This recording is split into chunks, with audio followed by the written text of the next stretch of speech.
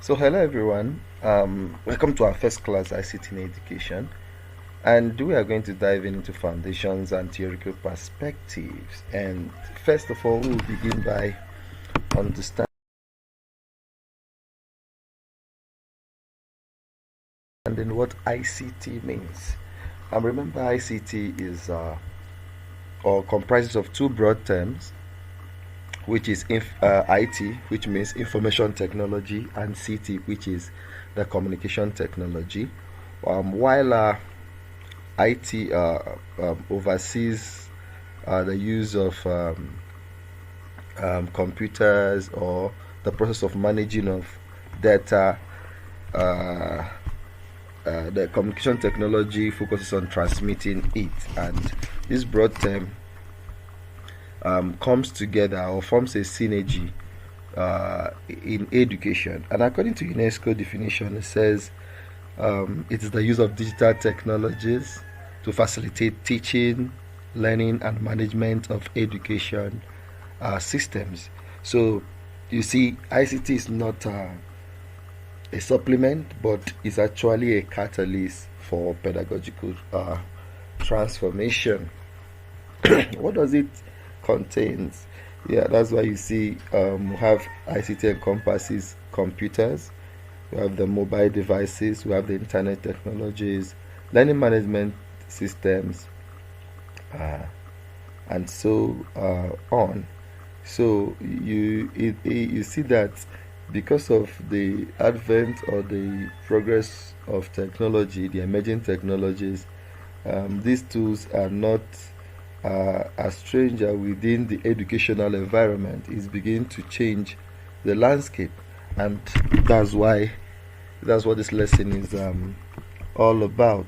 So we're going to see the key breakthroughs, the foundation, and what and how this has bridged or enhanced traditional learning. Having said that, we got to look at the evolution of ICT in education. You see, this evolution has passed through five phases. We have what we call the pre-digital era, with the radio, television, and broadcasting instruction, where you see the mass media, where educators teach via the radio or the television. Also have also the print media also coming into play. Then that was period before the 1980. Then we move to the computer. We have what we call the computer assisted instruction era, whereby we begin to see the advent of personal computers, from the first generation of computers down to the second generation to where we are today.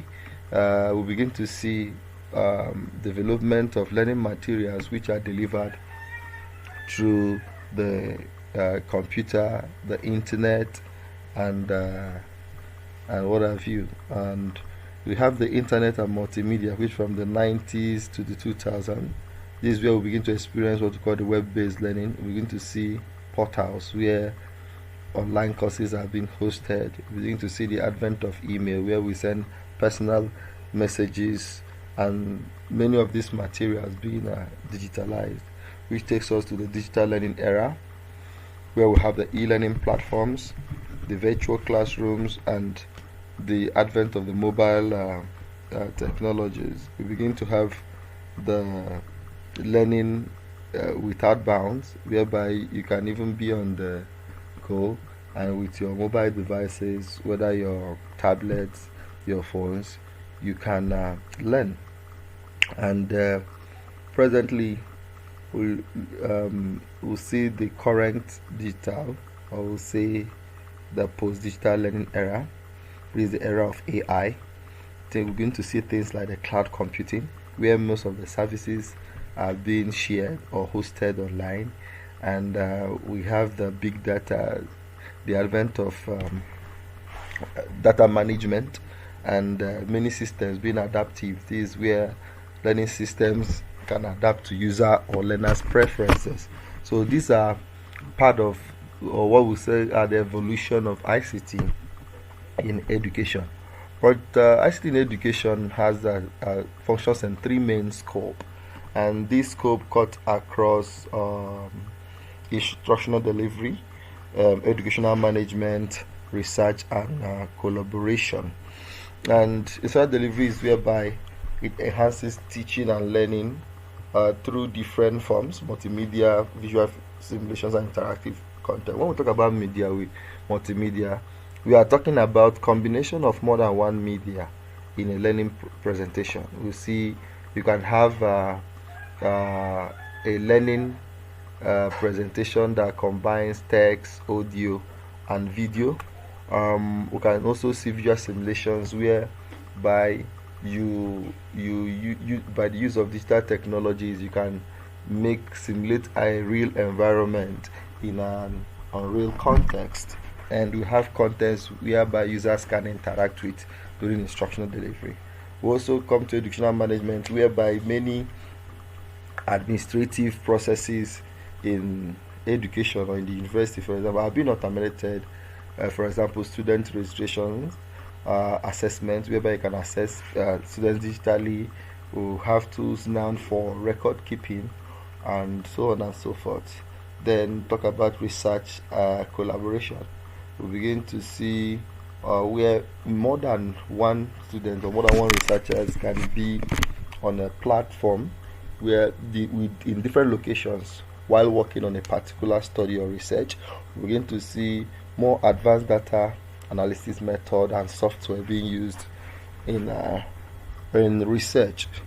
And so, but for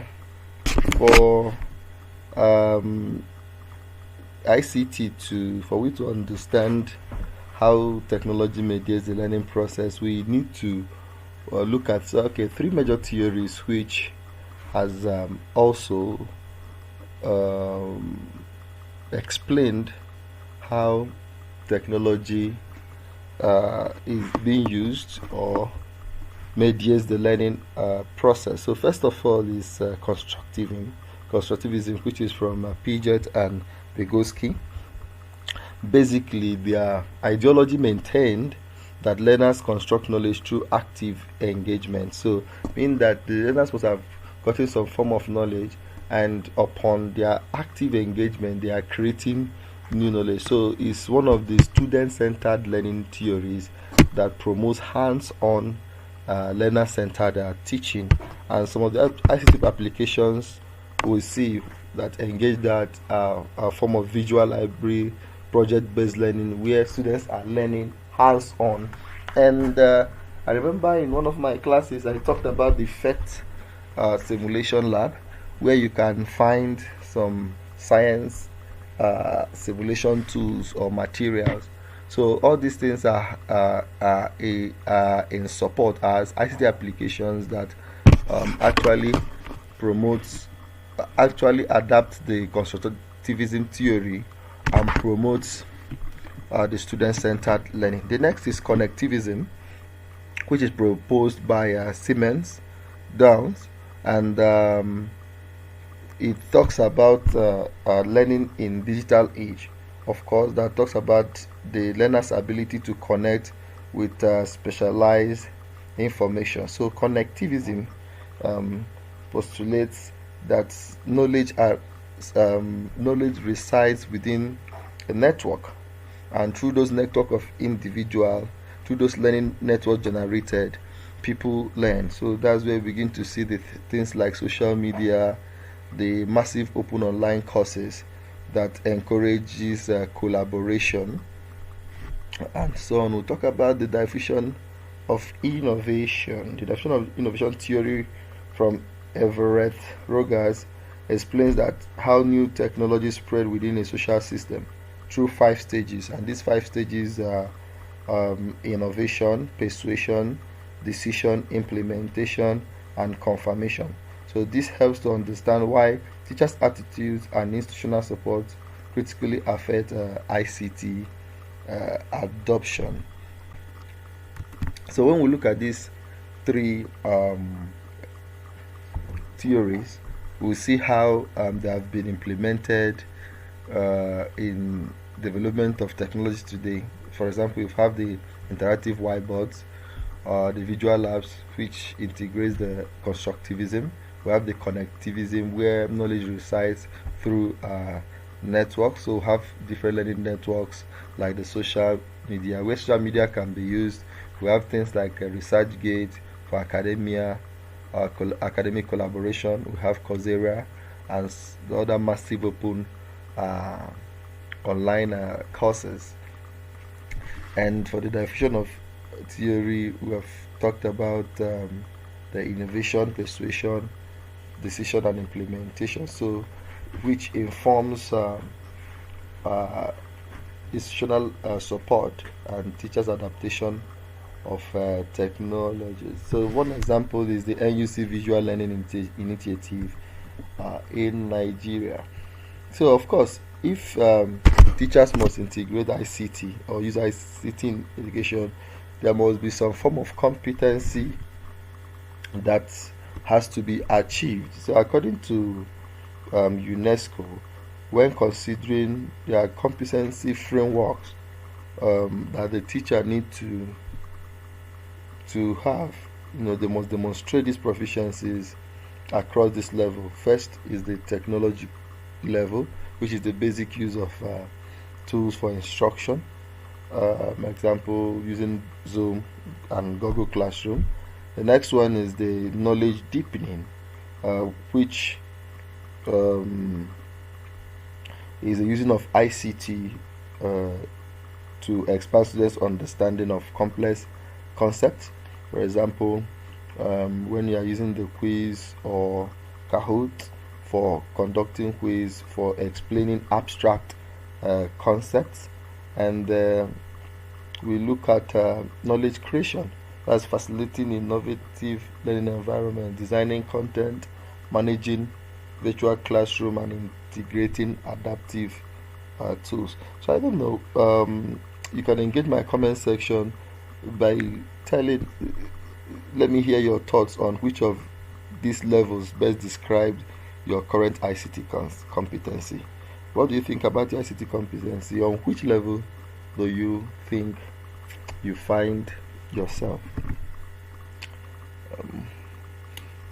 And for learners, as teachers are also progressing in their proficiency of using these tools, learners also have to, and some of the things learners must be able to do is: number one, be able to search, evaluate, and synthesize digital information critically. It's very important that learners know how to distill such digital information in whatever space they find themselves. Secondly, they communicate and collaborate using digital tools like the Google Docs and Padlet. Google Docs is one of the word processing tools is hosted on the cloud and also enhances students' collaboration. Next one is practice ethical and responsible use of technology. Of course, there are different kind of ethical issues, copyright, so you must respect those people's intellectual property, especially by referencing them in their work. And they must also be able to adapt to emerging technologies such as artificial intelligence, augmented reality, and visual reality, and also develop their coding skills where necessary. Then, how does this ICT influence the role of ICT in the 21st century in our learning environment? So let's look at one, personalized learning. So you see, there are many learning environments now that are adaptive in nature. So we are having adaptive softwares that tailors content to individual learning needs. So ICT have transformed pedagogy, and such learning environments are not teacher-centered, but they are more of learner-centered in their approaches. So we also have the issue of personalized collaborative learning, where you have online forums, just like as I'm engaging you online now, and you go to the comment section to explain and share what you have learned. So through those online forums, share documents, we have real-time engagement beyond our distance, depending irrespective of where you find yourself. I also have experiential learning, where we look at where students simulate and experience virtual environments, which enhances their real world engagement. There are some things that you can't experience or they are so costly to experience. For example, if you want to explain volcano to a student, you can simulate it in a virtual environment. And if you want to train somebody how to, fly an airplane, you can't. It's costly to get an airplane to do that, but you can simulate this in virtual environments. So we also look at the point of lifelong and global learning. So we always have different platforms that has also enhanced lifelong learning. See, people can learn through open distance learning platforms, just like in Nigeria. We have the Now, we have the MIVI Open University. So all those learning platforms engage students to learn and for as much at any time at any age. And it also promotes what we call digital citizenship through awareness of ethics, safety, and intellectual property rights. So, having said that, at this point we have the major key takeaway from this lesson. We have been able to understand the basic definition of ICT as it concerns as from UNESCO 2018, and we have also been able to see the theoretical aspects as to effective ICT integration. So one of my assignments here is to go and research about a theory called TPACK, TPACK, TPACK framework, and write a summary on that.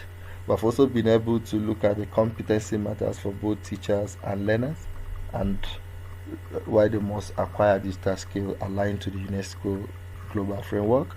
And beyond the classroom, we have seen how ICT redefines research, collaboration, administration, and lifelong learning in the society. So right now, if you have any question, you can drop it in the comment section, which I'll be going through to reply. And this for this lesson, you are going to drop your opinion on how ICT has changed your own learning experience. So share that with an example on the comment section before our next class. Thank you.